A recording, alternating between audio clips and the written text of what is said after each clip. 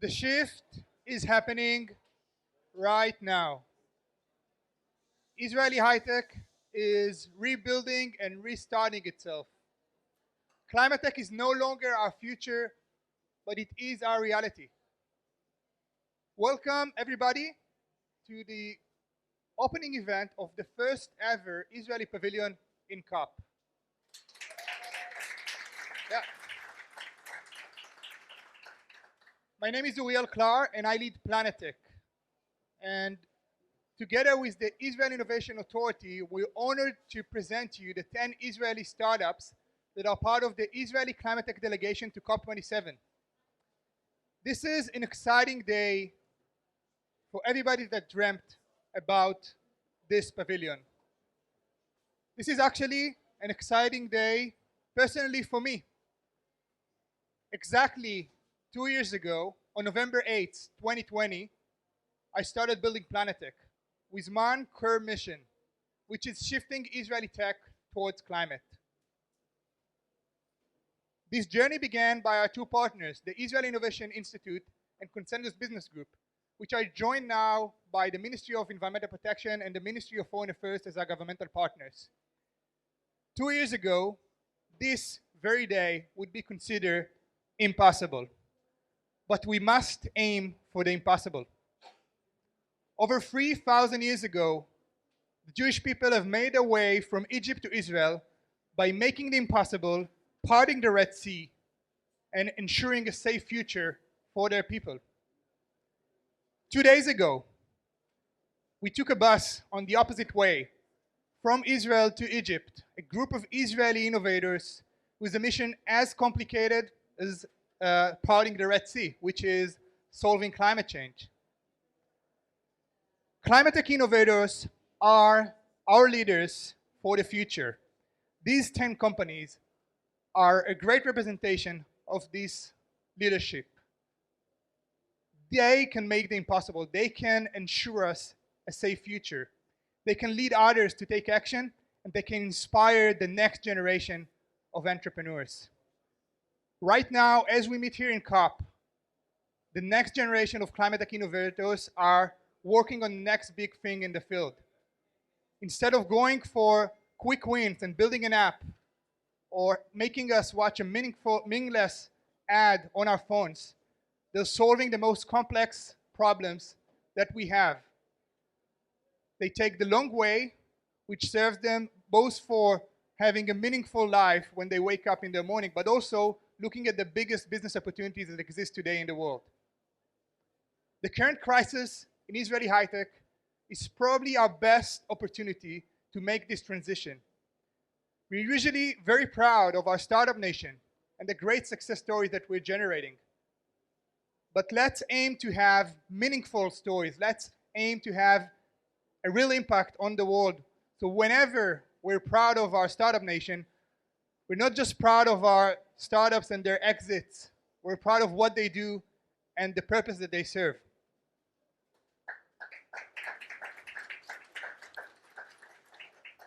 I think the last year really was a big jump for the Israeli climate tech ecosystem. It was actually established. In Planet Tech, we're a group of 5 people that everything that we do is building up knowledge, sharing it, educating the market, creating opportunities through workshops, competitions, events, conferences, reports.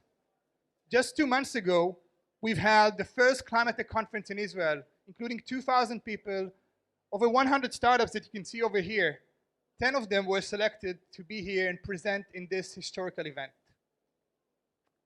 A year ago, just 2 weeks before COP26, we've published together with the Israel Innovation Authority the second global report about climate tech and the first one to map out a country.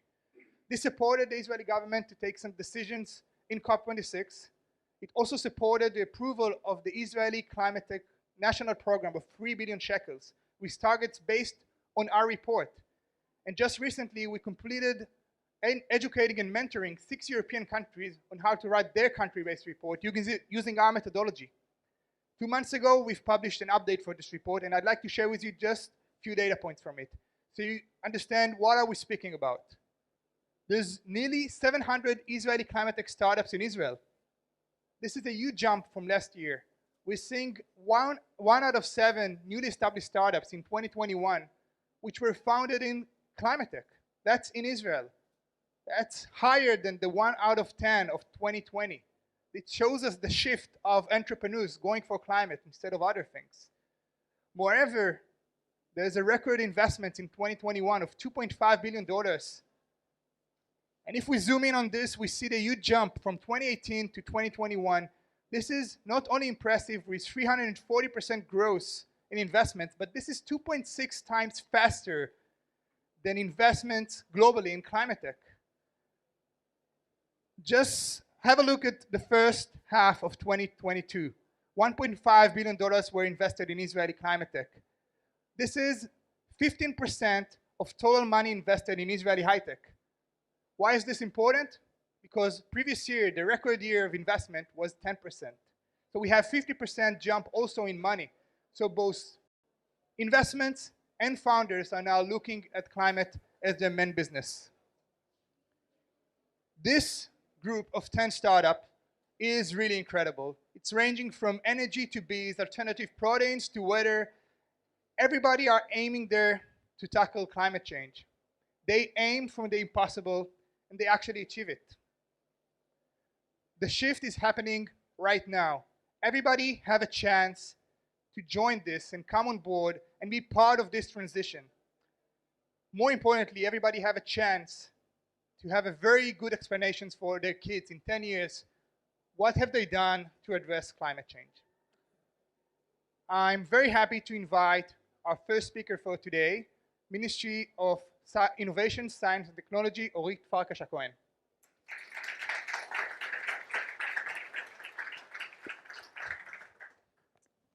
Good morning, everybody. It's a true pleasure being here in this pavilion. And I want to tell you that it's especially an honor to open the first Israeli pavilion in the climate change conference. And I think that the fact that the Israeli government chose that the theme of this pavilion will be technology and Israeli innovation is a source of pride to the state of Israel and is a statement by the government of the state of Israel. So I've been going through all of the, the settings and the startups, and we also had a preliminary event with the president at the president's house before. And I want to tell you all something, that the startups that we are seeing here in the Israeli pavilion, you are in the center. Because when we look at what's in common between a garbage technologies or a bee startup or a remilk startup or an energy solar or a storage and so on, we're talking about the greatest challenge that humanity faces. And I want to tell you a little bit about what we have done in the government in the last year and a half with regard to climate change in the specific area of high-tech and innovation. So some of you may know, but we passed a presidented government resolution that basically wraps up the whole of the government efforts with regards to climate tech. It was actually the idea of the Prime Minister Bennett, and it is called How to Harness the Israeli High-Tech Towards the Climate Change. Because the message that we are sending to the world and what the state of Israel believes in, if we had an added value, is our amazing innovation in high-tech and research and development industry in the areas of climate tech. And when we look at the industry, we see the strength in the cyber and in fintech, and we want a more diverse industry. So that is why I, first of all, want to extend my thanks to each and every one of you that came and supported us in this pavilion, and you're a true source of pride. And I had a conversation before with it's not the CEO, but one of the managerial leaders from Netafim, Kibbutz Netafim, that many years ago, started, I think, the first climate change, maybe innovative idea with I don't know even how we say it, the taftafot that we all know, because I see so many Israelis, excuse me? Dripping, beseder. And he told me, we are the pioneers of the high tech and the climate change, and he's so right. I thought it was a great thing to say, and we look at the second generation and about what we have to say.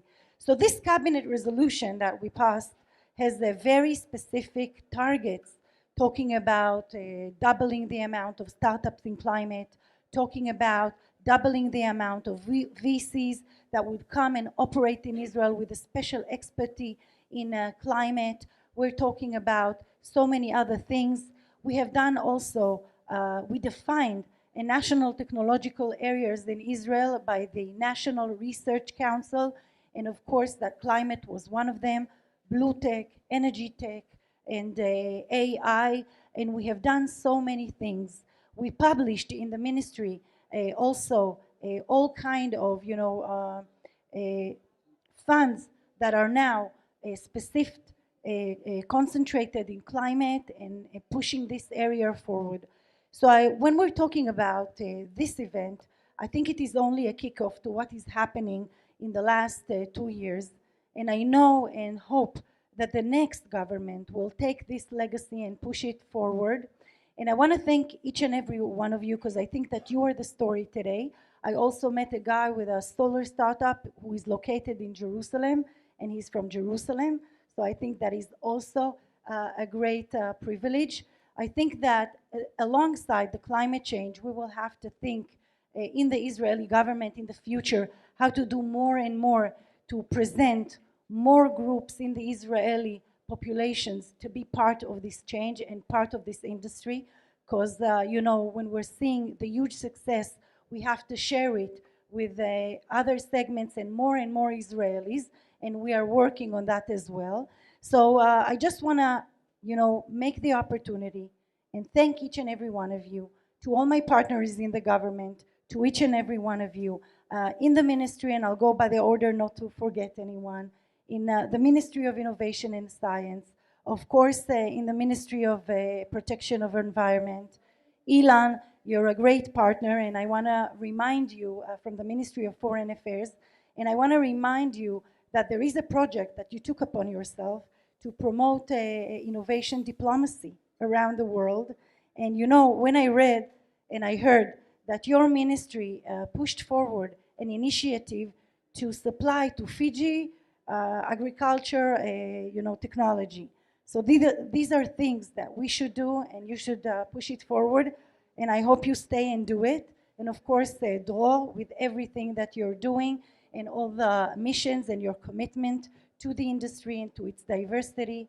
And where is the energy ministry representatives? Because of course you know that energy and renewable energy and solar energy are also a very big leg in this climate change. So I want to thank each and every one of you. You're a really source of inspiration and pride, and it is really a true honor for me to be here for the first time in the first Israeli pavilion, that the theme of this pavilion is Israeli innovation on climate. Thank you very much.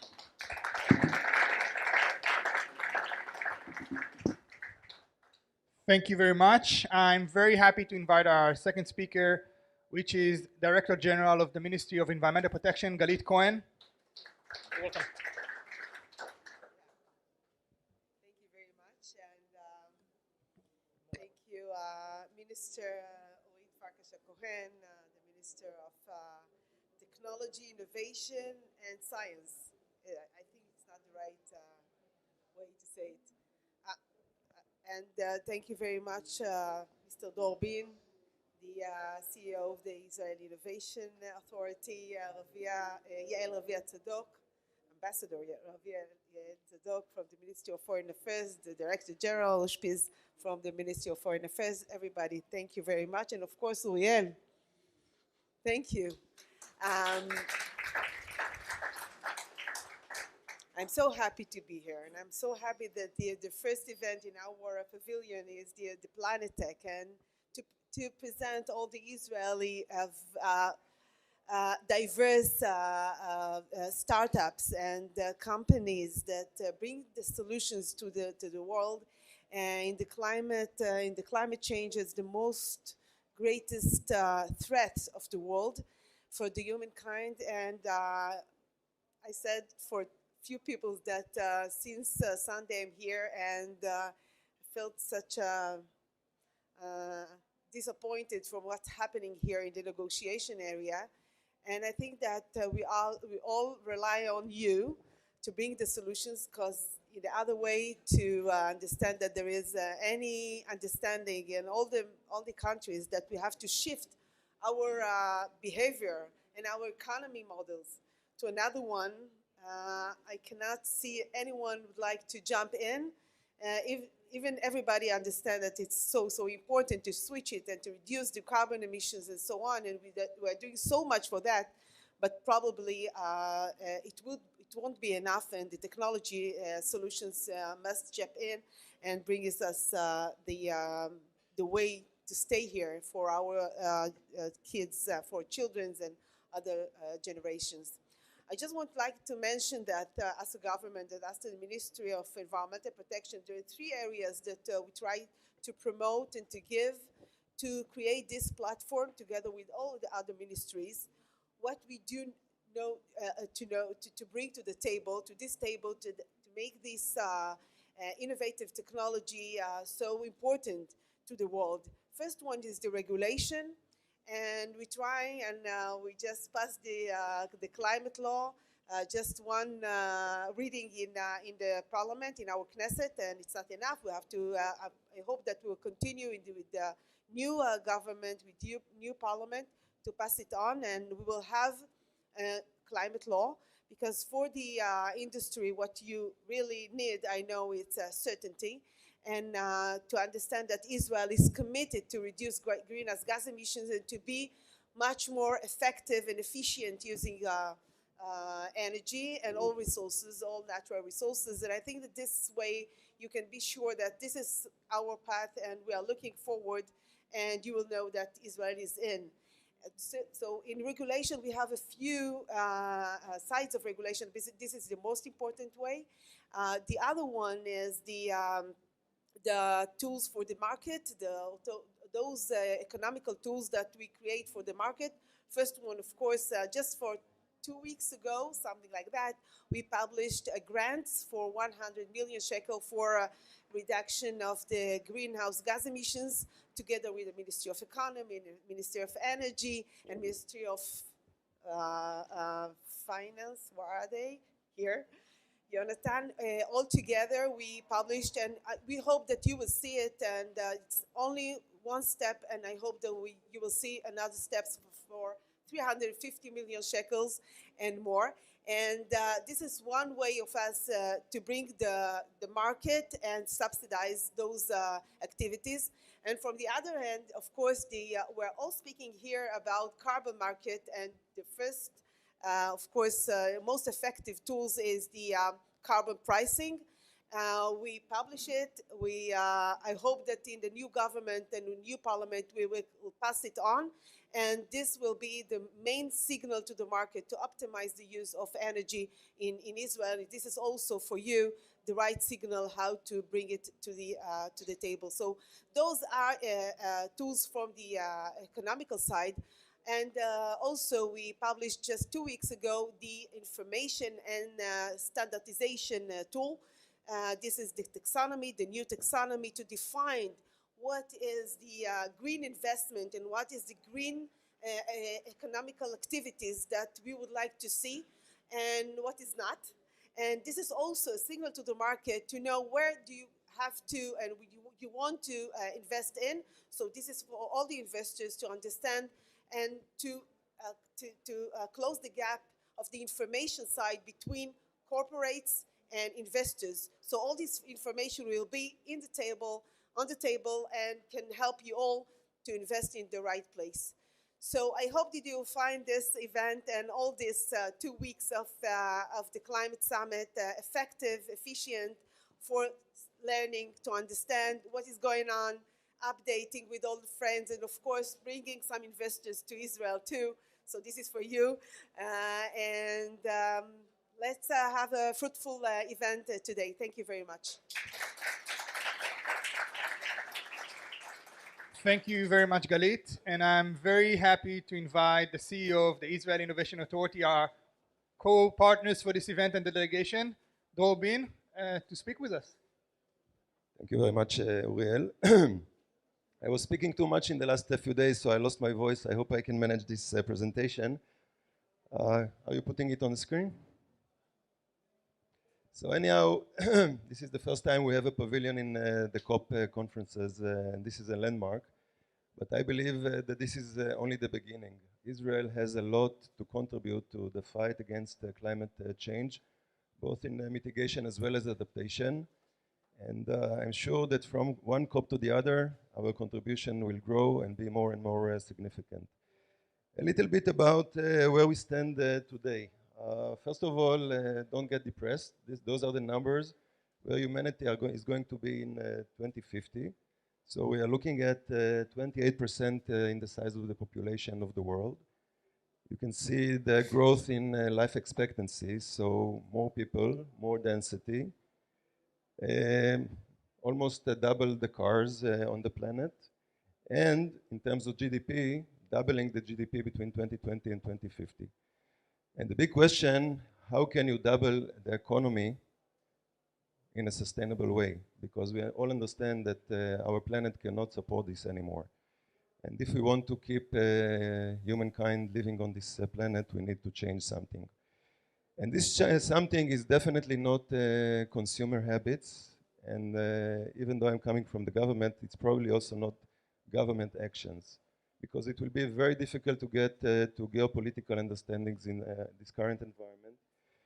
China, US, Russia, India, all these forces, at least my personal belief, it will be very hard to get to understandings. Consumer habits, people will not use cars less, will not eat less meat, will not stop warming their houses, right? Maybe some of us will try, but it will not be enough. So in my belief, the main key or the main leverage to really cope with this crisis is technology, innovative technology, groundbreaking technology that can change real things. So looking at this slide, it may be depressing, but you know, there is a saying by Pluto that necessity is the father of invention, and we are definitely in a necessity situation, and humanity will manage to go through this. So we are using, when we talk about stimulating the ecosystem in Israel, the same definitions that most of the world is using about mitigation and adaptation. What is a climate tech company? A company that is either contributing to mitigating gas emissions or adapting to global warming. And obviously they can come from different clusters. It can be from transportation, for instance, the move to electrical vehicles is contributing to the fight against the climate change. Energy, water, construction, whatever, any sector that has something to do with the way humankind is living on the planet can contribute to mitigating and adapting to the change. And out of every such cluster, there are companies that are contributing. For instance, just to explain, to take transportation, if you're a company that is doing autonomous driving, you're probably not contributing to climate fight. But if you do electrical vehicles, then you do, and this is how we define what is a climate tech company. Hi everybody, my name is Rami Rashid, co-founder and CEO of Janser. I'm super happy to be here today with the Israeli delegation here in Egypt. I think it's a great moment for all of us. So let me start with a short description about the company. Janser was founded in 2011, and since then we are working with a mission to bring the space technology to space to Earth. So we are a developer and producer of an alkaline fuel cell technology, where we're aiming this technology for different markets, starting from backup power solution up to off-grid continuous power. And since 2016, we are in the commercial phase, and you can see in this slide, we are traded in the Israeli Stock Exchange market. So I'm super happy to be here today and share with you our line of product, but I would say that I'm super happy also to share with you our latest baby. The system, we call it the Evox, that is Jonathan referred to it. It's really referred in order to mitigate the power gap that the electrical cars are generating. I think that it's part of my presentation, But this is one of our biggest stories that we are facing today.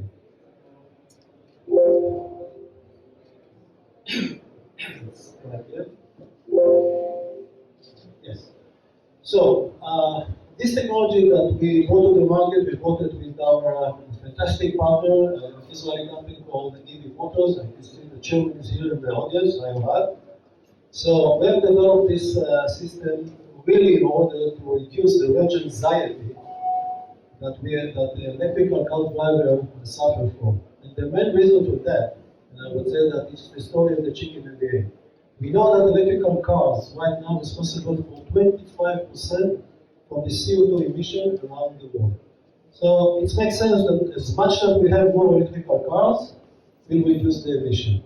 However, the same cars challenging the grid, our entire grid.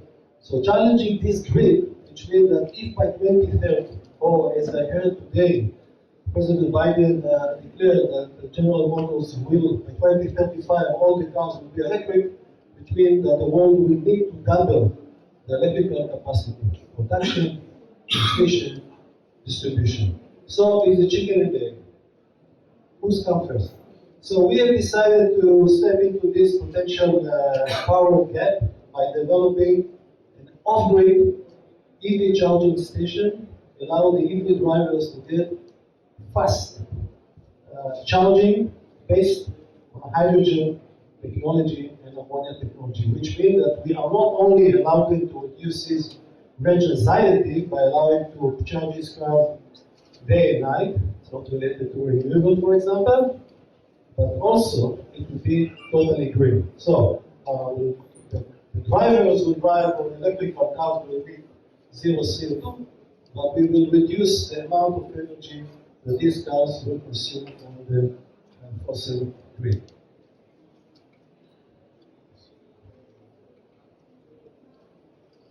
Okay, so this is the type of applications that we are starting to deploy in Israel, and soon in Israel we will have on the south Elat, through a click in the center, to Kiryat Shmona, the three first stations that we will open together with our partners EV Motors, and hopefully at least two of these three will be open until the end of the year, an additional 8 stations during 2024. And I think this is a good opportunity for us, and I would say for the entire region, to take a lead. Usually, there's the technologies that develop out there, that started to implement it out there, we are starting to adopt. I think that Israel will have the chance with that case to be all agreed, to lead this activity and promote it worldwide, because this phenomenon of range anxiety for electrical car drivers, it's all over the world. And we can see that the number of the cars doubling themselves year over year.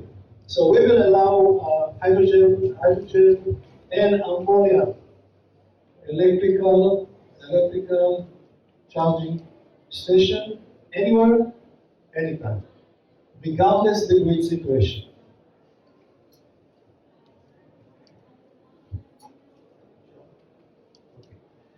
So, in order to do so, as I said at the beginning, we have developed a line of products.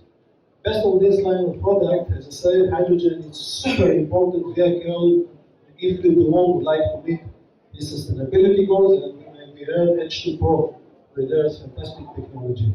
So hydrogen is key, but hydrogen needs to be transported. And infrastructure, until the infrastructure to transport hydrogen will be in place, it will take a lot of time and will cost a lot of money. So one of the vehicles to transport hydrogen is ammonia. In our opinion, ammonia is the carrier of choice, mainly because it's the only hydrogen carrier that is carbon free. So you can transport right now hydrogen in the form of ammonia as it happened today, because there's more than 200 million tons of ammonia produced annually, the second largest man-made chemical on Earth, and the usage is all around us, from fertilizer up to semiconductor. So ammonia is a fantastic liquid. We have developed ammonia piping technology that allows to extract the hydrogen on demand, on the spot, without the support of the grid, and by that, to offer energy to every place on Earth, again, regardless of degree. But we cannot ignore that ammonia is not carbon free at the production process because the feedstock is either coal or CH4. So we are developing right now a new technology, what we call water to power. While we are producing green ammonia, where the feedstocks are sun, air, and water. This means that we can allow self-sustenance into our economy. You can produce your fuel at the point of use and consume it at the point of use. So by that, zero CO2 emission. This zero CO2 emission is really aimed to bring power for humanity. What does it mean, power for humanity? There's more than 1 billion people lack of proper electricity for basic economic development. Communication, health, education. 1 billion people are not connected to the grid. So we believe that we could connect these people, bring this technology to them, allow them to run a self-sustained circular economy based on our technology. And before I'm closing my session, I really would like to call all of us, the clean tech and the climate tech businesses, and the Israeli government, to get more ambitious goals, because we are in a sunny country, and unfortunately with really only 2% of energy that comes from renewable. So we are committed to Power for Humanity, and just to explain how we're going to do it, I would like to run this video. Thank you very much. Thank you so much, and we just saw many companies working on infrastructure. We're moving on to materials and manufacturing with the first company in Northern Materials, how we take materials, product design, and making them less carbon intensive, less resource intensive. And what better example than UBQ Materials, one of the most amazing climate tech companies, not just in Israel. Rachel Barr, VP Sustainability of UBQ Materials.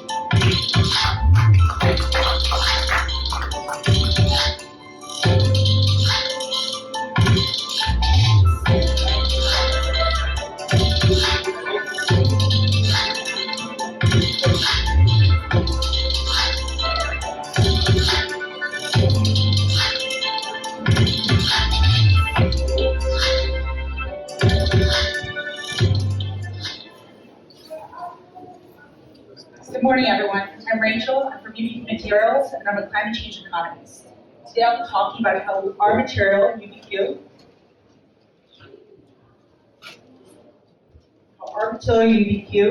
takes trash that cannot be recycled and make it into material that will change the world. If I could only figure out how to use this slide now. So, trash is a huge problem, and we're seeing it even here in Sharm, right? We're going to the beach and we're seeing it on the beaches as well. The truth that 2 billion tons a year, and that number is growing, I believe that's an underestimation of the reality. The carbon footprint of that is astonishing.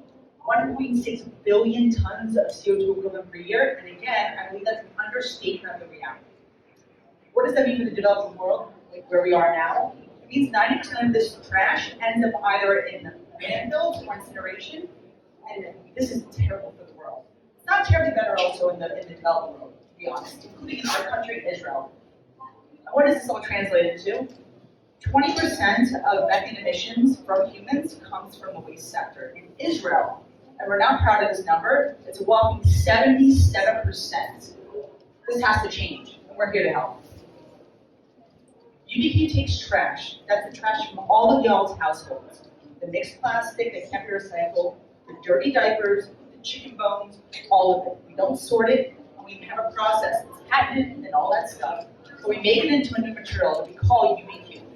That then goes into products that are in households, in logistics systems, and in construction systems. What are some examples?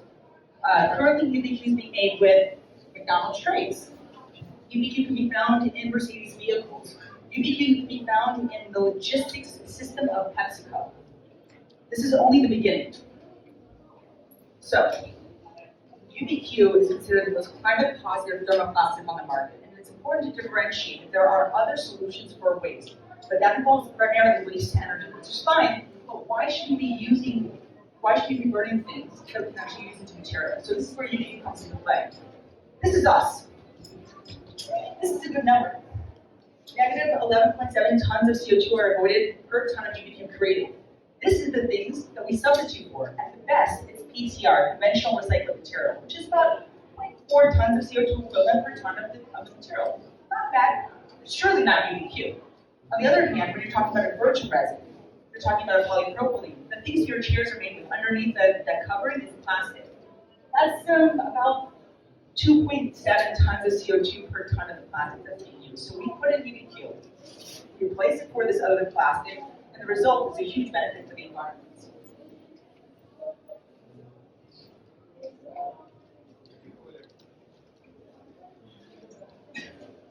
I can do this by heart. So UBQ is, we take the trash, but it isn't just about after we're preventing greenhouse gas emissions. In fact, a lot of our benefit involves circularity. We're made from 100% recycled content. There's no other product in the market that's made from trash. There's nothing else added to our product, which is just incredible. We're also entirely recyclable. While currently we have no take-back program, with time we will, but it can be conventionally recycled, and it already is being done so. It's bio-based, and that's because 70% of our feedstock is actually organic trash. The other 30% is, of course, the unrecyclable plastics. Frankly, we've all used some of these certifications and things like that, but I think it's just important to say thank you, and I'll do all your questions afterwards.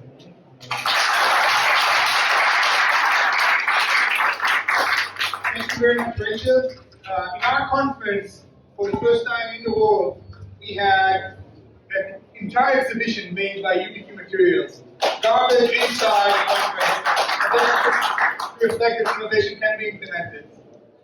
Our next company is working on circularity, and that's how we create a circular economy, how we can make things not end on a linear economy, but make the complete cycle. And I'm very happy to invite Dave Feather, who's the co-founder of Home Biogas, to share with us their story.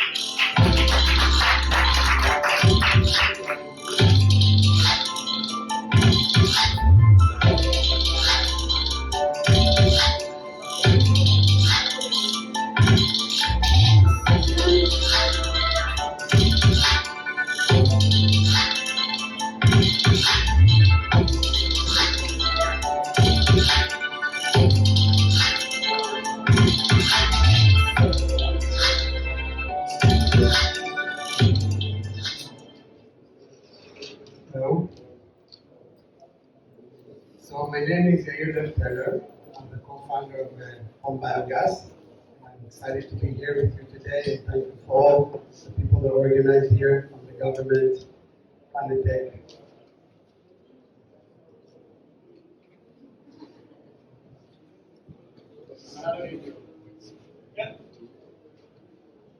Okay.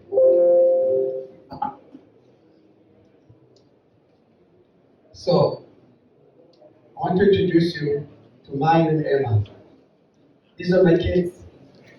Do you see the beautiful blue flame between them? This is actually biogas, a renewable energy. In the last 10 years, they grew up knowing that organic waste you don't throw to the garbage. It's actually a resource. On the left, you see mine peeling a potato to our bio bin. And on the right, you see Emma frying her egg. So they actually grew up knowing that organic waste is upcycled into gas for cooking and liquid fertilizer for the garden to grow more food. So the impact in my house in the last 10 years, we transformed more than 10 tons of organic waste into 6,000 hours of cooking gas and 24,000 liters of liquid fertilizer. This avoided 60 tons of carbon equivalent emissions, and of course, saving thousands of dollars. Now imagine this impact on my small household and multiply that by thousands and thousands of families across the world, over 6 continents and more than 100 countries. Imagine the impact on those families. Imagine the impact on the planet. So this is our impact in year 2021. We produced more than 15 million hours of cooking gas. We saved more than 124,000 trees, and more and more and more. So let's talk about the planet and the people in it. A few of the challenges. We know that the price of cooking energy has increased. The price of chemical fertilizer went through the roof. Untreated organic waste is contaminating our water, earth, and the air we breathe. And billions of people, 3 billion of people, cooking wood causes deforestation and the death of 3 million women and children every year by smoking inhalation. We believe that people want to do the change. They just need the right tool to succeed with. So the home biogas innovation is that we actually made biogas accessible, affordable, and easy to use all over the world. In just 2 hours of deploying, we totally changed the life of the family. So how does all this goodness work? You just throw your organic waste, food waste, animal waste, even human waste into the biogas system, and through an anaerobic fermentation process, biogas is produced for cooking, and liquid fertilizer is produced to create more food. So our technology is actually helping us move from a linear economy to a circular economy by upcycling the waste. We started Home Biogas in a vision to transform the world of waste. We see waste as a resource that can better our lives today and our planet tomorrow. We develop technologies for schools, for businesses, for households, and for farms. In households, we enable families to produce their own energy, clean cooking gas. We enable farmers to produce their own liquid fertilizer to increase the yield. In this farm in Kenya, we increased the yield of corn, not we, he increased the yield of corn by 30% and decreased the use of chemical fertilizer in 50%. Now, this is an immediate impact on the family, but we have thousands of systems in Kenya. So imagine the impact in Kenya, nationally, and even globally. So actually, home biogas is a national infrastructure for waste management, energy, and fertilizer production in the household level. This is resilient.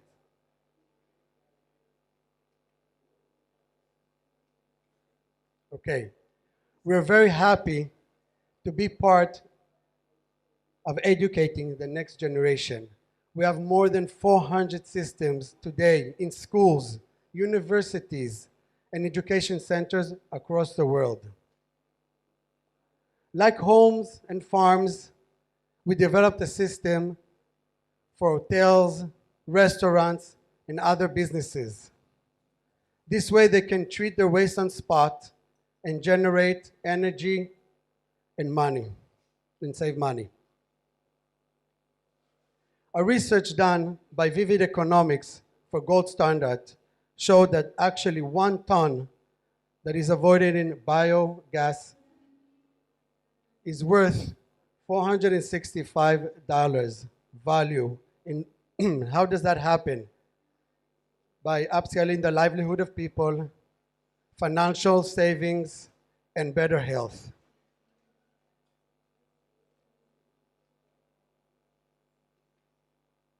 This is more than any other technology. We're currently collaborating with the United Nations, governments, NGOs, and private sectors. We will be happy to collaborate with all of you for the sake of our next generation, of all of our children. Thank you very much.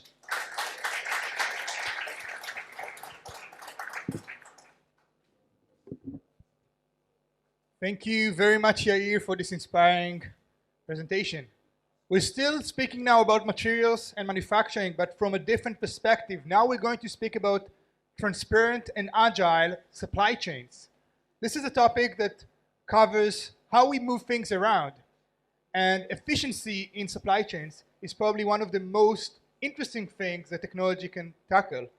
Today with us we have Maya Zeron, who's Senior Manager of Customer Success in Wiliot, who will share with us their story. Maya.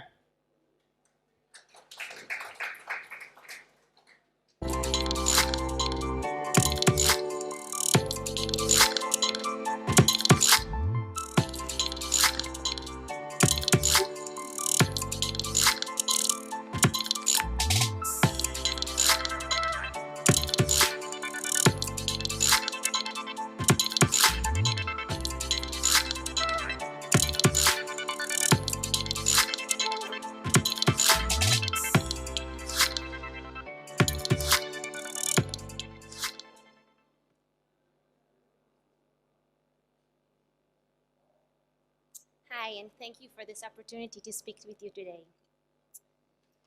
Israel and Wiliot specifically is at the heart of a new technology called ambient IoT, which is poised to become part of the 6G standard coming to a phone near you.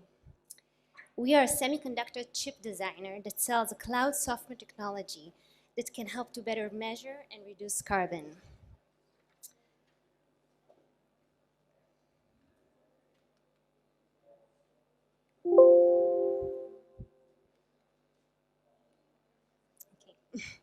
So what is ambient IoT?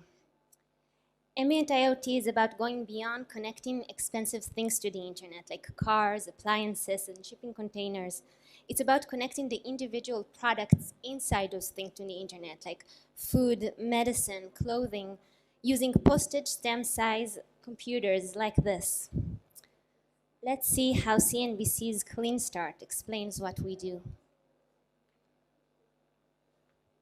A tech startup tracking thousands of products across the supply chain in an effort to reduce waste. The company uses Bluetooth technology to monitor foods, medical supplies, and other items with limited shelf life. And businesses are signing up to manage their inventories and cut their carbon footprints. CNBC senior climate correspondent Diana Olick with us now, continuing her series on climate startups. Diana, how does this work? Well, Shep, you may have heard of the Internet of Things, IoT. It means items that are embedded with sensors or software. And in the case of a startup called Wiliot, it's tiny tags attached to food, medicine, and other items that track every aspect of their lifespans in order to reduce waste. It's this ability to drive a very lean supply chain with only just the right amount of products that are in the right place at the right time, which we think is one of the keys to solving climate change. They do it with these stamp-sized computers powered by Bluetooth and attached to any product or packaging, from vaccines. It allows us to measure the temperature, the location, the authenticity. To zucchinis. Each zucchini that goes into a crate joins a unique monitoring path.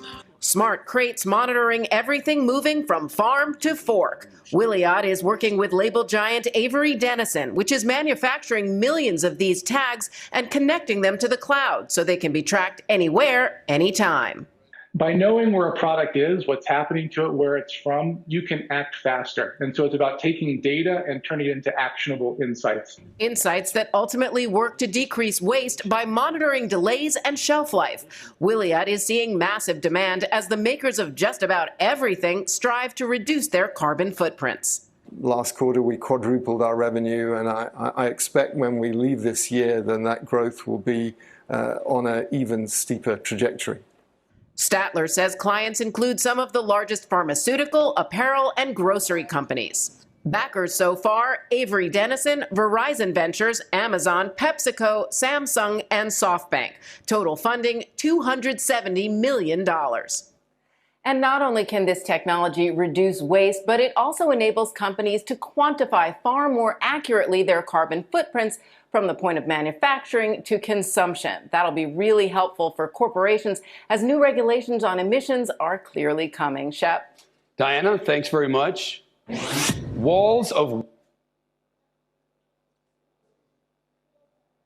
So back to presentation mode, please.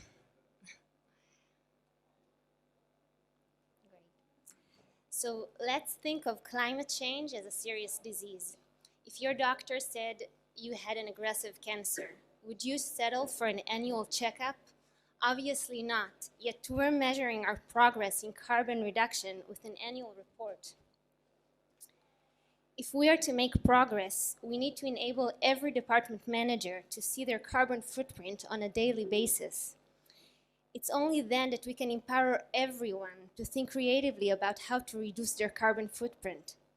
We can do that by tracking every item in real time. Beyond measuring carbon, we can reduce 40% of our food. 40% of our food is wasted before it gets to our kitchens. We can drastically reduce that number. For example, if we see an inventory stuck at the back of the store,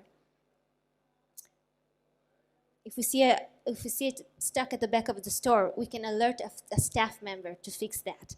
If a product is stored at a high temperature, we can fix that too. But we can go beyond making our existing supply chains more efficient. We can revolutionize them. Today, manufacturers are in the dark to the consumption of their product, so they overproduce, making more products than they sell. This wastes raw materials and multiply overhead all along the supply chain.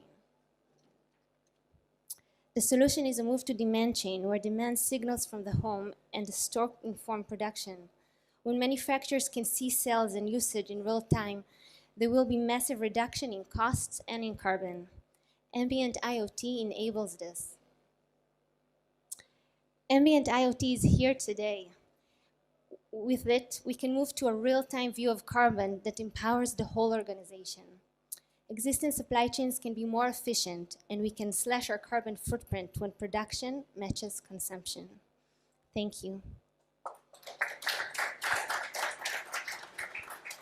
Thank you very much, Maya. I think this story of Willett is pretty amazing. This company was not born or founded around climate change, but their actual impact is amazing.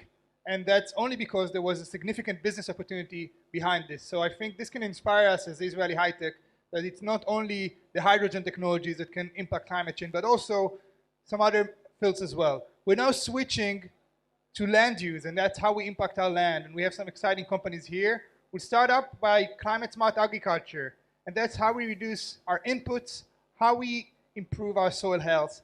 And we have a great company with us, Groundwork BioAg, with their Chief Growth Officer and co-founder, Dan Grotzky.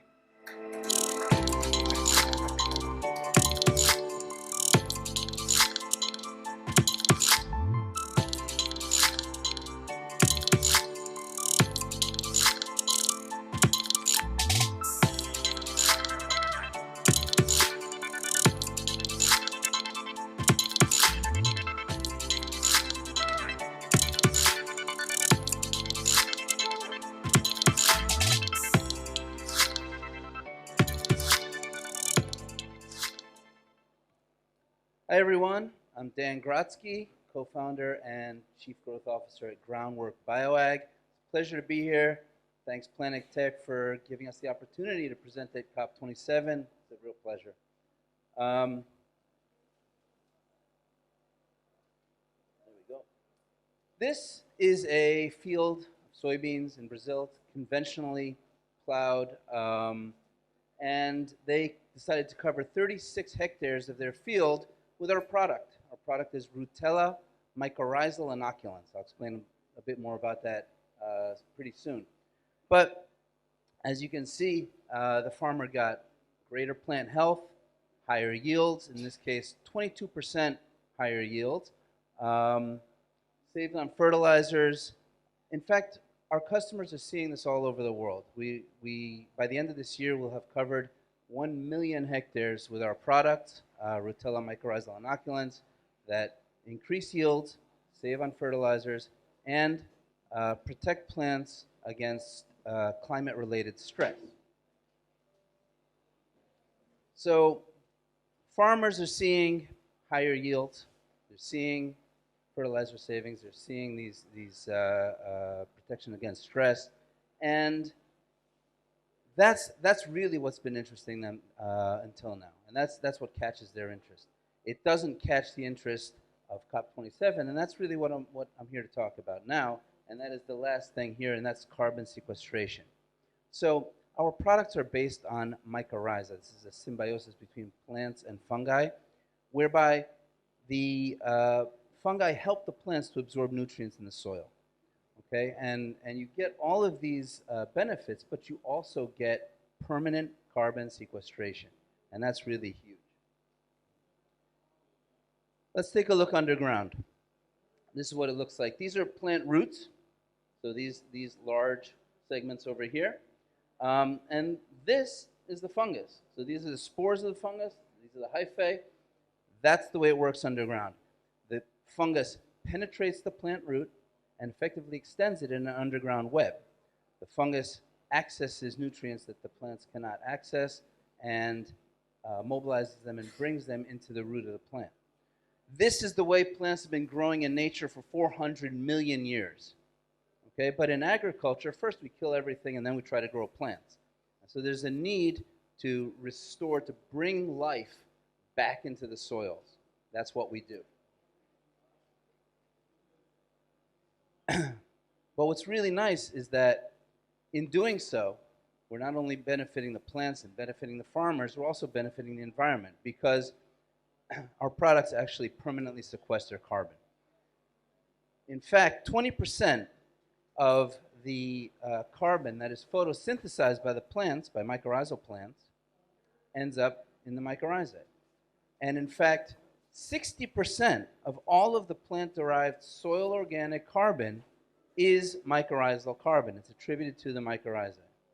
So it's very significant. It's a very significant portion of the soil organic carbon.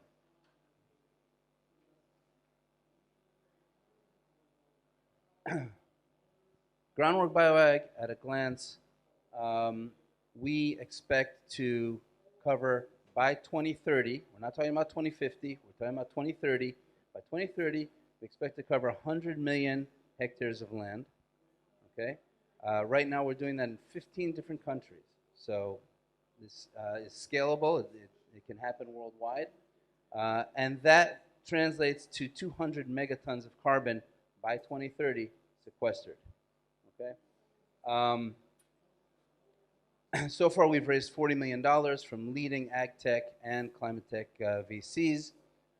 We have offices in 5 different countries, 70 employees, 2 production sites, both in Israel, and we're active in 15 different commercial markets. Once more, our products, mycorrhizal fungi, mycorrhizal inoculants, we improve agriculture, we improve the uptake of nutrients in the soil, better yields, less fertilizer, resilience to stress, carbon sequestration, permanent, even in conventional agriculture. Thank you very much.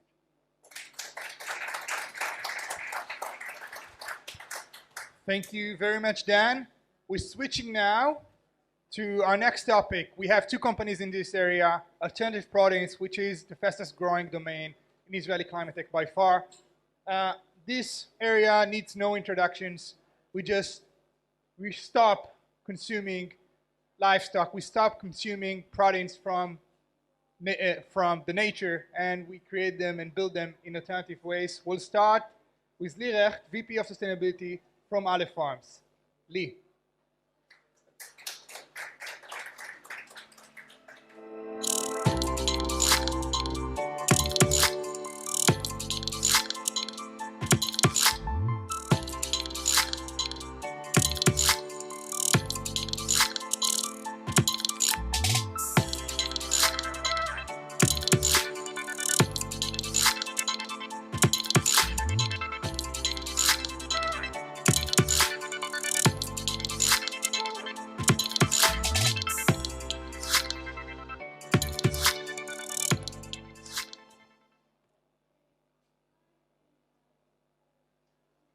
So hi everybody. Thank you so much Uriel and Planet Tech and Dror and the Innovation Authority for having us here. It's a wonderful event.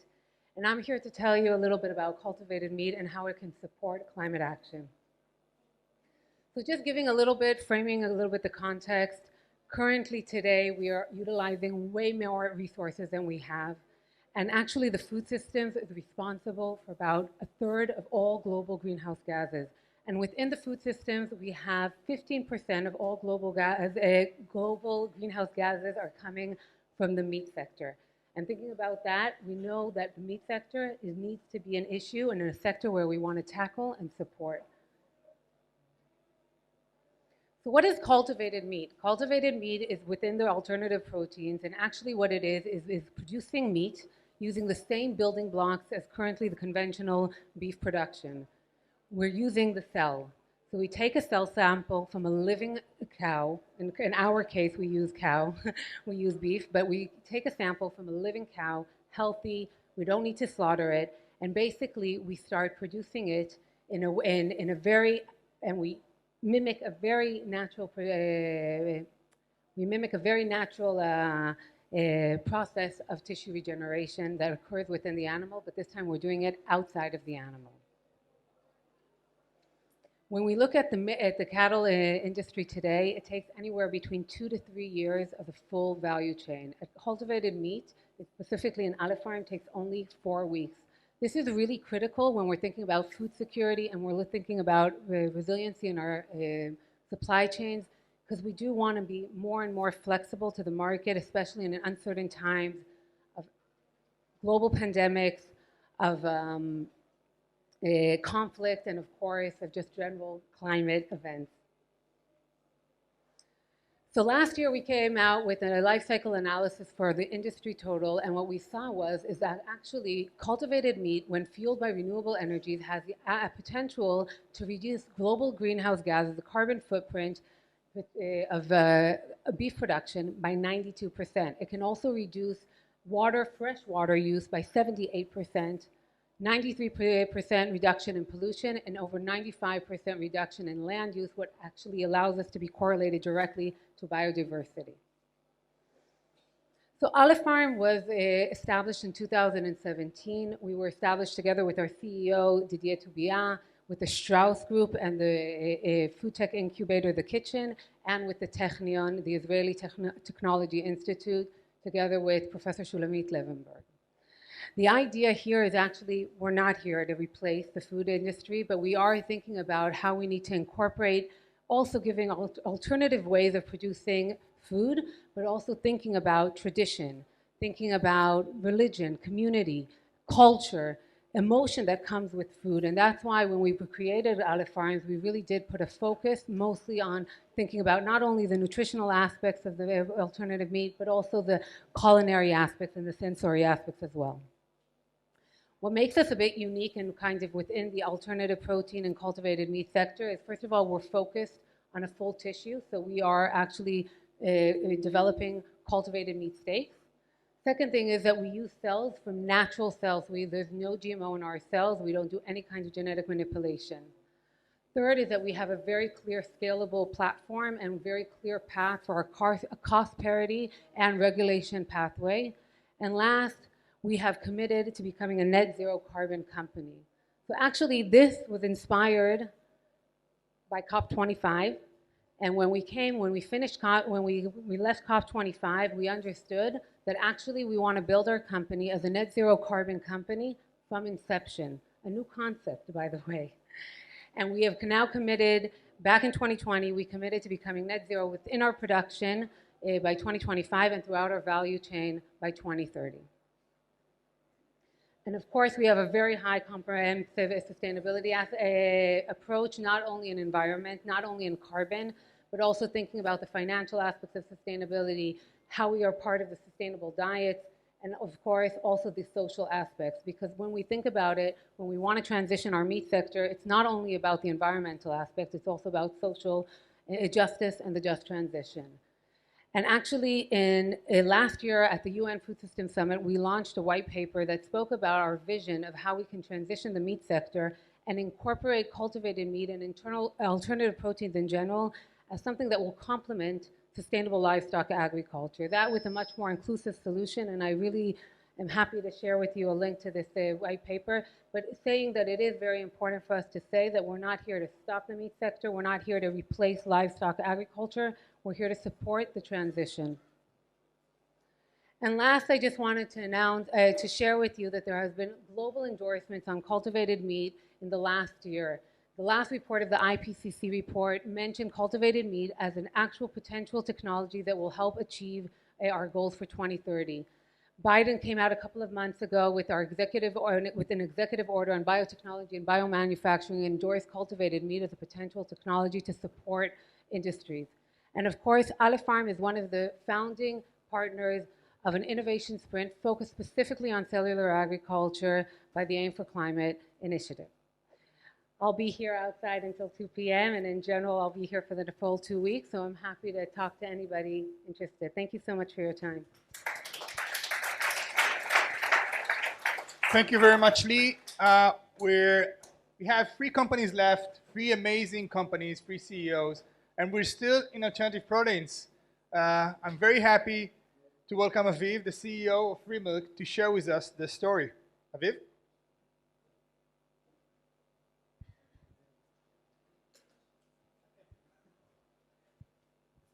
Hi everyone, thank you Uriel, and thank you everyone for making this event happen. It's an incredible event and I'm happy to be here. In the next few minutes, I don't want to talk about the devastating impact of global warming, but I do want to talk with you about the unspoken contributor to this devastating impact, the leading unspoken contributor, or you could say the elephant in the room in this regard, which is, as you can see on the screen, the food that we eat. Like Leah said just a second ago, the food that we eat is responsible for 1/3 of the problem. 1/3 of the global greenhouse gas emissions come from the food that we eat, and specifically and primarily the meat and the dairy products that we consume, all the animal-based products. So in other words, basically you could say that the cheese you can see, the yogurt, the ice cream that we eat is actually responsible for more greenhouse gas emissions, and all animal-based products together for more greenhouse gas emissions than all forms of transportation combined.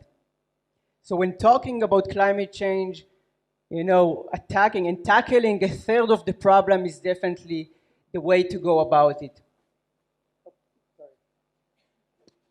When looking about let's say the problem from this angle, how you can solve something and change something that was there for thousands of years. We've been consuming dairy products and meat products for thousands of years, and obviously that's quite hell of a challenge.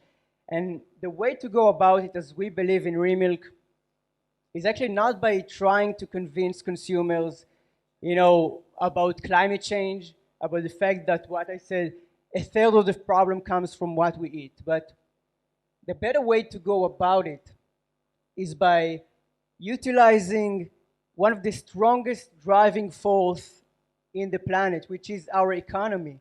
And a few people here before me talked about it briefly, but when I'm saying economy, I'm talking about our need to compete on the marketplace with the same products that we are willing to replace.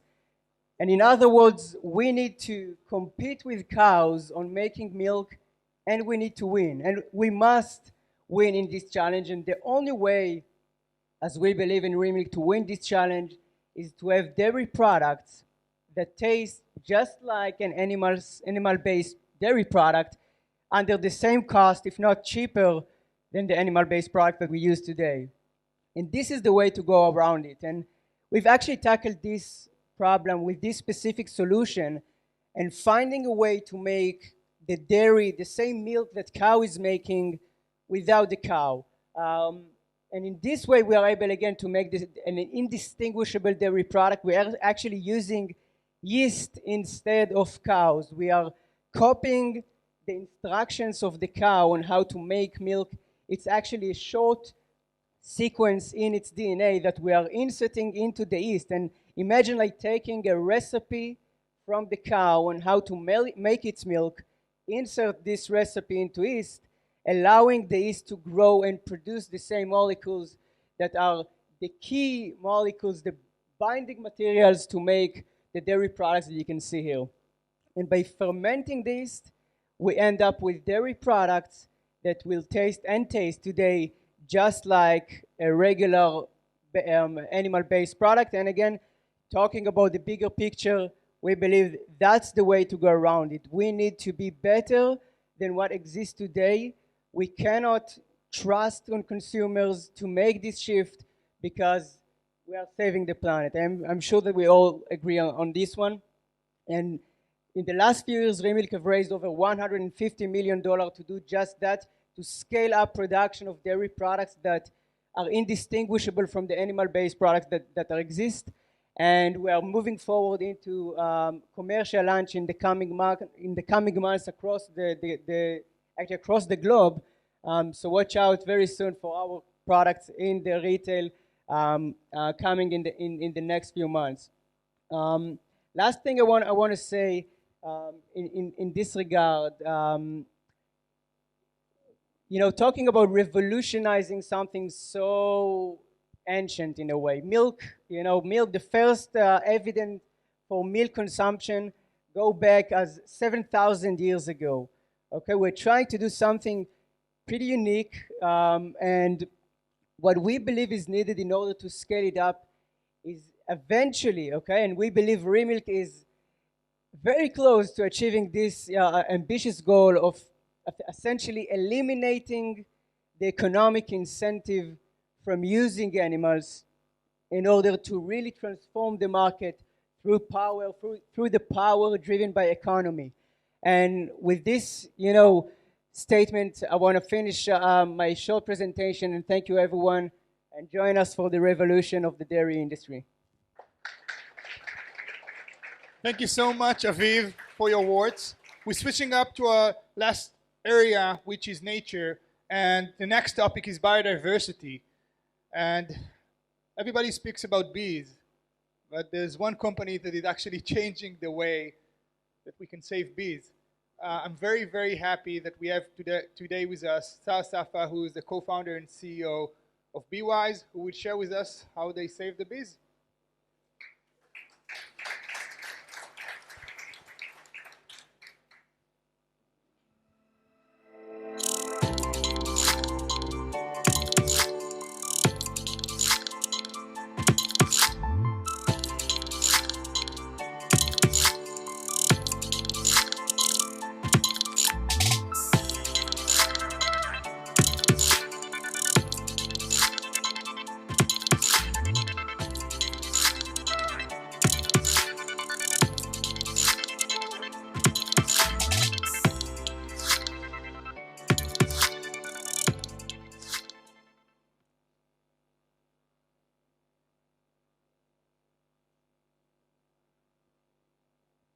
Hi, everybody. As we're waiting for the deck to come on, I'm Sar from BeeWise. Very excited to be here and very excited to be among such amazing companies that we've heard here. Thank you, Ariel and Planetech for having us. And in the next couple of minutes, I'll talk to you a little bit about bees. Let's see if, all right.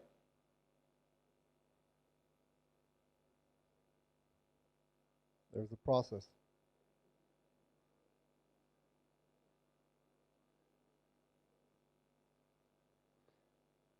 So I'm from a company called BeeWise. We're a 4-year-old company, about 150 people strong. We're headquartered in California with R&D offices in Israel. And our goal, our mission, is to save the bees. All right. So I'll start by saying that 75% of all the fruit, vegetables, seeds, and nuts that we consume on the planet are pollinated by bees. Things like tomatoes, cucumbers, avocados, but not only the things we eat, coffee, right, cotton, even alfalfa, which is what our livestock eats. So bees are indirectly related to the dairy industry, the meat industry, and they're very important to our global food supply. And what does pollination mean? Just to kind of put this in perspective. Pollination is the act of taking male pollen and moving it to female pollen, and by that it results in fruit and vegetables. So there's really no alternative to natural pollination on the planet. And when I talk about pollination, I'm not talking about just random bees in the field. We're talking about commercial beekeepers moving boxes with bees into fields for pollination purposes. And this is happening for 7.5 billion people. So this is pretty ubiquitous all around the globe. If you want to eat a cucumber or a tomato or an avocado, chances are the flowers were pollinated a few months earlier. Bees are infrastructural to our global food supply. This is how we see them. You can have an amazing piece of land with great drip irrigation, great weather, but if you don't bring in the bees to pollinate, you're not going to get much of a crop, right? At least not at the commercial scale we need. But like in every good story, there's a twist. And in our case, we're losing the bees. I'm sure some of you heard about the bees and how we're losing them, but the numbers are staggering. We are losing 35% of the global bees on the planet every year, year over year. This is not just bees dying. Bees only live for about 3 months. This is entire colonies that collapse, sometimes referred to as colony collapse disorder. And this is a big problem, right? And it's driven by a variety of issues. So it's not just one issue that we need to tackle. It's a plethora of challenges that actually amplify each other. So imagine a bee that is sick because it has a disease, and then it gets poisoned by pesticides in the field, and then it has a sudden cold spell or a weather change. It doesn't stand a chance. So the planet changed in the last 50 years, but the bees have not adapted. So I liked one of the slides that I saw earlier by, I can't remember who it was, that talked about adaptation, right? How we allow, thank you for that, how we allow, there's two ways to help climate. One is solve the actual problem, then the other one is also help us adapt. So what we're trying to do is help the bees adapt to modern stressors that they're experiencing in today's planet. Now, the real problem is, right, let's kind of break it down to what the real issue is. The problem is that demand is going up significantly, right? Because we want more and more produce. Population is growing, more people are coming out of poverty, there's a lot more awareness to healthy diets, right? So we want more of the bees product, but the supply of the bees is going down. And this gap is really what endangers our global food supply. It's a real danger considering 75% of all the fruit and vegetables are pollinated by bees. And you know, how is this all connected to climate change? So most of us here, due to the global warming and climate change, and when I say climate change, intuitively what I think about is carbon in the air, you know, rising sea levels, and many other issues. But with bees, right, at a 35% colony collapse every year, we're talking about 15 to 25 years of us getting to the point of no return where we don't have enough bees to pollinate our global food supplies, right? And that's a big, big issue. And this is why we exist.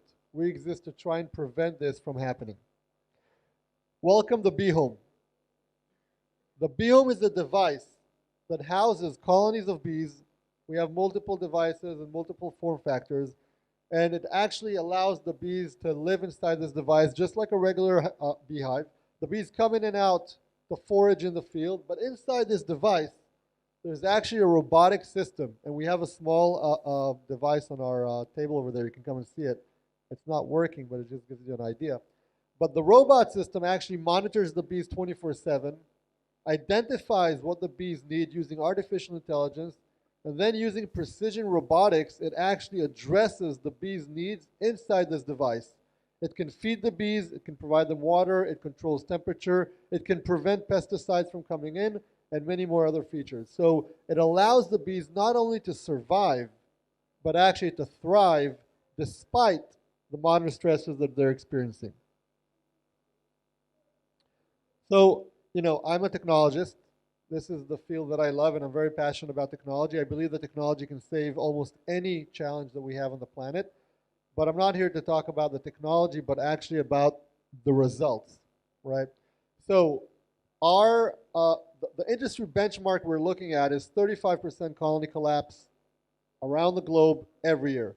Inside our device, we experience 7.59% colony collapse, meaning we're reducing colony collapse by 70%. Not only that, we're actually increasing the yields by 50%, both on pollination and honey production, right? I haven't even talked about honey production, which is basically a byproduct of pollination. Now, these two things are super important when you think about land usage, right? When you think about carbon in the air and how we reduce all that by increasing yields and saving the bees. Like I said, we're 4 years old. We raised some capital. We were very fortunate to have backers and win some awards that we're very proud of. Thank you for listening and for being here.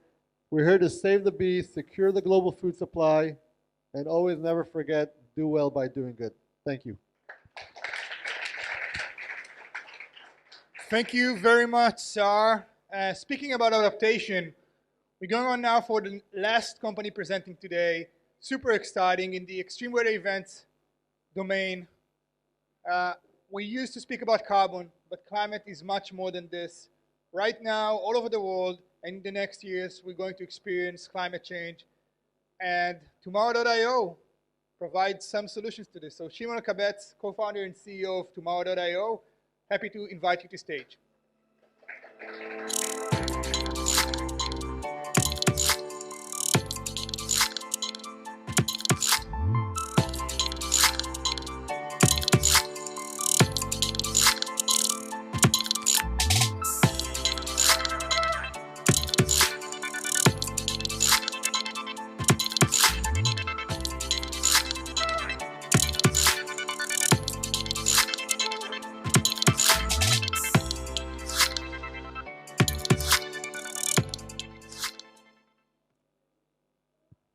All right, so before we get everything ready, I'm Shimon, the CEO of Tomorrow.io. Obviously, I'm overdressed. It's not going to happen again. So I'm going to try to make it a little bit more entertaining because I'm the last, barrier between you and lunch. So Tomorrow.io is a company that started out of Boston by 3 Israeli entrepreneurs. And we basically look at climate change from a little bit different angle. We're saying that climate change is here. And the biggest and most visible impact of climate change is the fact that weather events simply become more frequent and more volatile in any given geography every year. We have more hurricanes, more typhoons, more cyclones, heat waves, wildfires, and whatnot. And what we're saying is that we need to start putting systems in place in order to manage this new reality. This is probably the most direct angle to attacking climate adaptation.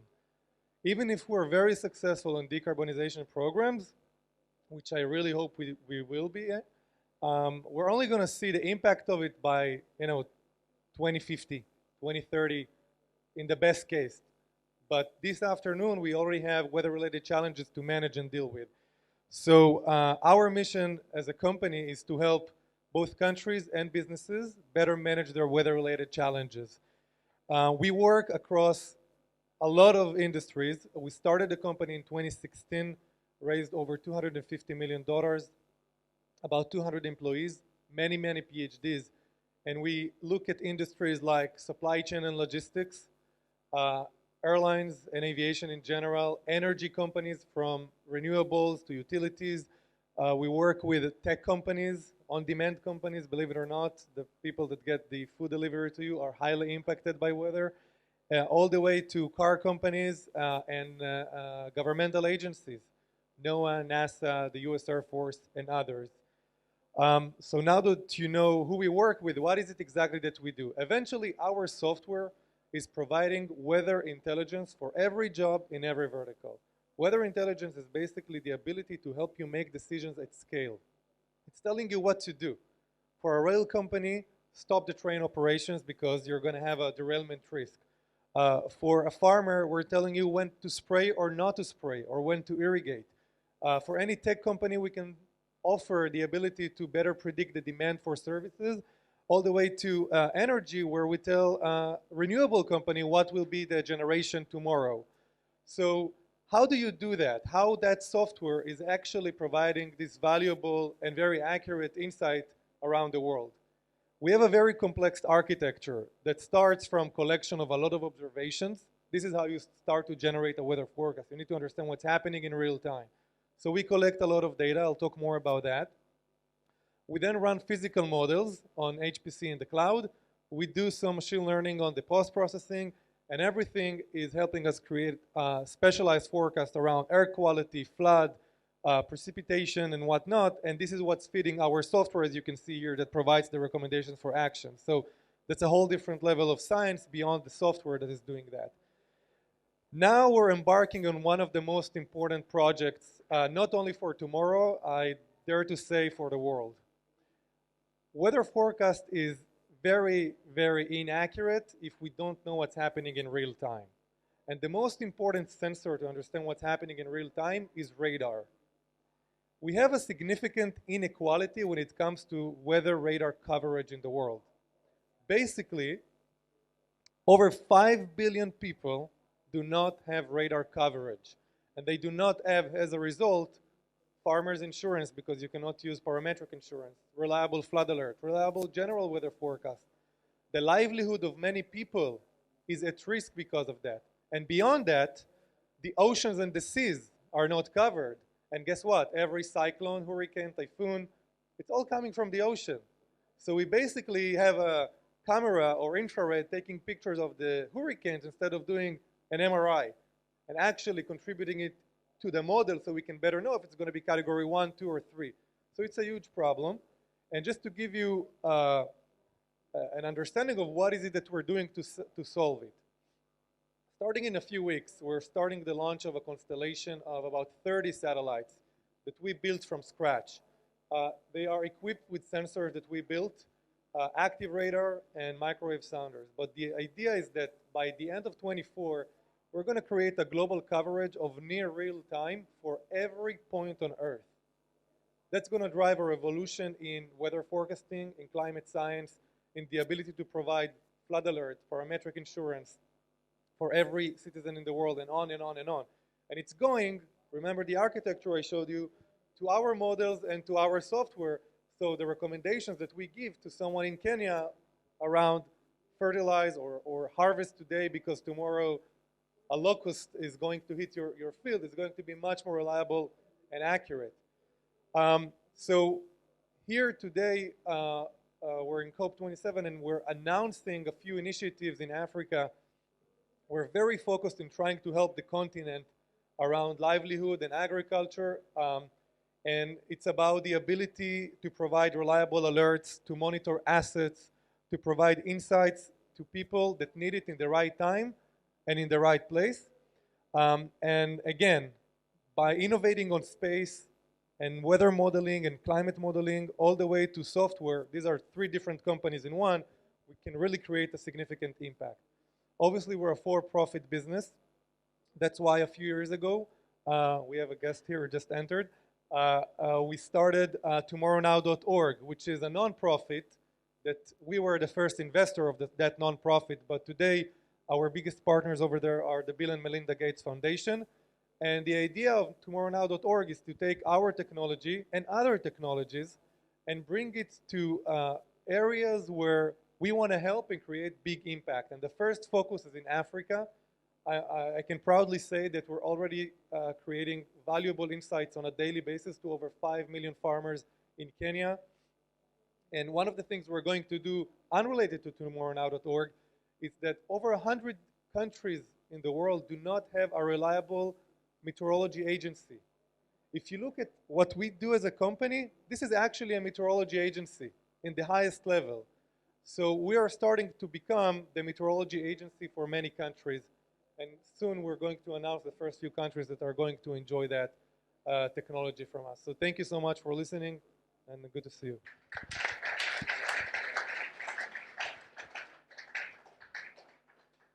We've just seen the 10 leaders of Israeli climate, not just climate tech. These people are literally changing the world. You've seen it. It's a real thing. And the common thing for all of them is that they aim to tackle climate change, but they also aim for the impossible, getting us to drink real milk that was not coming from cows, getting us to see weather everywhere in the world, as a software company launching satellite to space, getting our soils sequester carbon in a way that was never seen before, helping the bees, generating hydrogen, generating energy, changing our industries. These 10 companies, these 10 people that we've seen just now are the leaders. I hope, I believe that they are going to lead and inspire the next generation of entrepreneurs.